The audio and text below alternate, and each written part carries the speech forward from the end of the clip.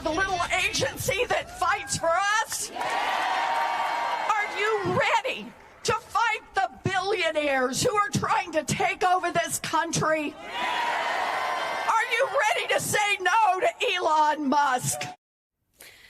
Democrats rallied outside the Consumer Financial Protection Bureau in D.C. today. It is the latest federal agency to be targeted by Donald Trump and Elon Musk, firing the Bureau's director earlier this month. And in just the last few days, the headquarters were closed and staff were told, stop working and stay at home.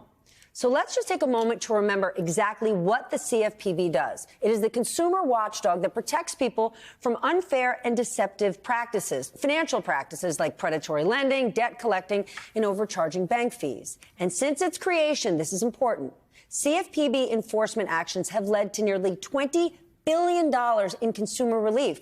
Republicans have long been critical of the agency, but here's my point. If you think the CFPB is not run well, if you think some of their work is redundant, they want to streamline, okay, great. Then why isn't the president standing at the podium and explaining to the American people, here's the replacement. We're going to move it to the SEC. We're going to move it to the Treasury. If you feel like you are getting financially scammed and taken advantage of, this is the hotline to call. But no, they're not saying anything, because a move like this leaves us wondering, who is looking out for the consumer? Could it be no one? Former director of the Consumer Financial Protection Bureau, Rohit Chopra, joins me now. He was previously a member of the Federal Trade Commission. Rohit, it's not a surprise that you were let go from your position. You were appointed by President Biden. But talk to us about this agency. You were running it up until 2 weeks ago. What are you thinking now? You knew you would be out of a job, but did you ever think the 1,700 people who are part of this agency would potentially be too? Well, I just think it's totally strange. Shuttering the CFPB would just be a big bonanza for big companies that break the law.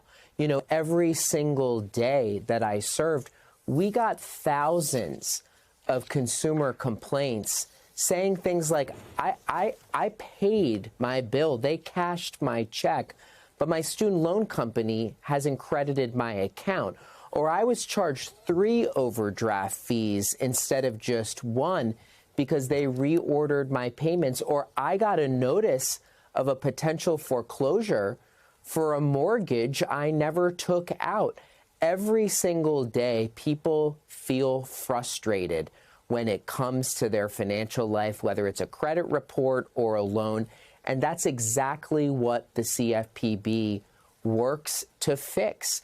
It is popular with people of all political stripes, and the only people I think who are skeptical of it are lobbyists and corporate executives who don't seem to want to play by the rules. And we should want a market that is fair and competitive and not where cheaters can unfairly compete.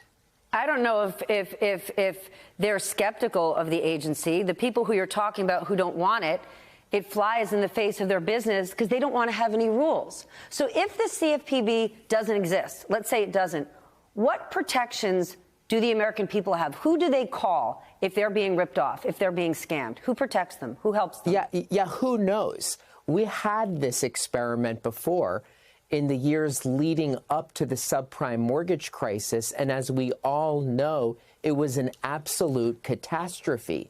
We had a whole set of mortgage lenders and other companies that had basically no oversight.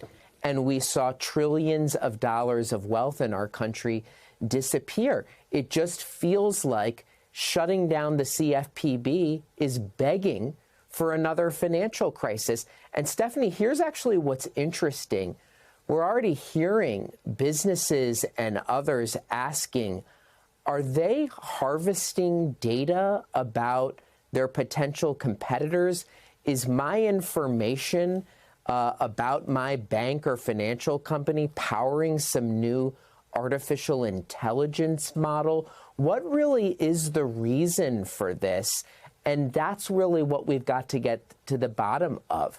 At the end of the day, I don't see any reason why we shouldn't enforce the laws on the books. That's just a big gift to those who break the law. But how are we going to get to the bottom of it, right? If Elon Musk and Doge are in the middle of this, he is filled with conflicts of interest with regard to his businesses, but he also comes from the school of move fast and break things. How are we to get to the bottom of it? Who's at the bottom waiting to pick this up? No one. Well, you do see a lot of big tech companies and their executives lurching into financial services. You know, Facebook tried to create a currency. Google actually sued the CFPB because the CFPB was taking a look at their payments business. So I think we got to make sure that whatever is going on in Silicon Valley and Wall Street, their agenda is definitely not the agenda of families who want to see their costs go down. You know, the president actually talked about wanting to cap credit card interest rates. That may be something that there can be some real progress on. But if you let credit card companies continue to gouge people with illegal fees, that isn't helping anyone except those credit card giants. Before you left your last post, you had been talking about expanding consumer oversight into crypto. How much do you think that potentially led to the agency then being a target of the administration and a target specifically of Elon Musk? I mean, it's not a coincidence that his agency is called Doge, same names as Coin.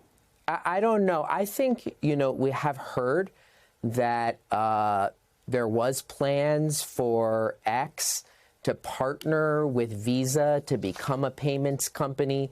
Certainly, there are other companies that have wanted to destroy the CFPB because of our oversight. And look, law enforcement sometimes has to deal with powerful companies on the other side.